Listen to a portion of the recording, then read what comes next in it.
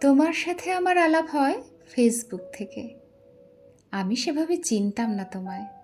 কয়েকটা ছবি দেখেছি, দুই একবার প্রোফাইল ঘুরে এসেছি তার আগে। তারপর যখন প্রেমে পড়লাম, তখন আমাদের 2 মাস চলছে বন্ধুত্বের। যদি বোঝাতেই হয়, গোটা 5 প্রোফাইল পিকচার, গোটা 10-12 কভার, আর প্রায় শখানেক পোস্ট। এই ছিল আমাদের সম্পর্কের টাইমলাইন। তুমি ছেড়ে গেছো যে কদিন হলো, তারও একটা টাইমলাইন আছে। গোটা 3 প্রোফাইল পিকচার, গোটা 6 কভার, ধরে নাও গোটা 50 পোস্ট। কি অদ্ভুত ভালোবাসা ছিল আমাদের।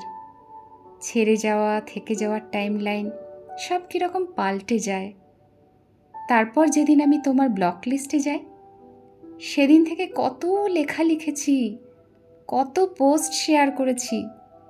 তুমি হয়তো দেখোইনি, বা দেখেছ হয়তো বন্ধুদের প্রোফাইল থেকে। আচ্ছা, কখনো ভেবে দেখেছ একসময় কত পরিচিত ছিলাম আমরা, আর এখন আমরা চিনি না একে অপরকে। এই সুবিধাটা ফেসবুক আমাদের দিল। যাকে ভুলতে চাই জোর করে, তার অনিচ্ছায় তাকে তুমি চোখের সামনে থেকে সরিয়ে দিতে পারো, ব্লক করে দিতে পারো। তারপর আরও কত পোস্ট করতে থাকি আমরা। টাইমের সাথে সাথে টাইমলাইন পাল্টে যায়।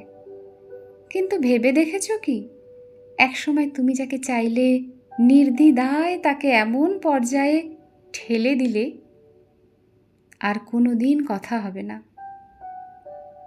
একটা বয়স পার করার পর যখন মনে পড়বে, পারবে খুঁজতে, পারবে আনব্লক করতে।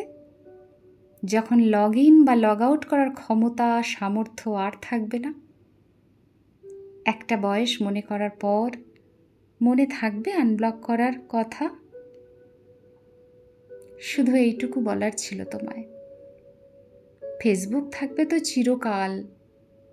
সময়ের সাথে সাথে আরও যুবক হবে আমরা, কিন্তু এই জগতেই আরও পুরনো হতে থাকব। তখন চাইলেও ব্লক লিস্ট থেকে আর ফ্রেন্ড লিস্টে যেতে পারবো না।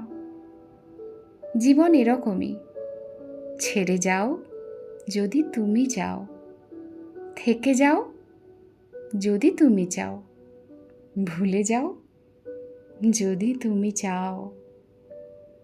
মনে যদি থাকে, মনে থাকবে। জোর করে মুছে দিলে ফিরিয়ে আনা যায় না।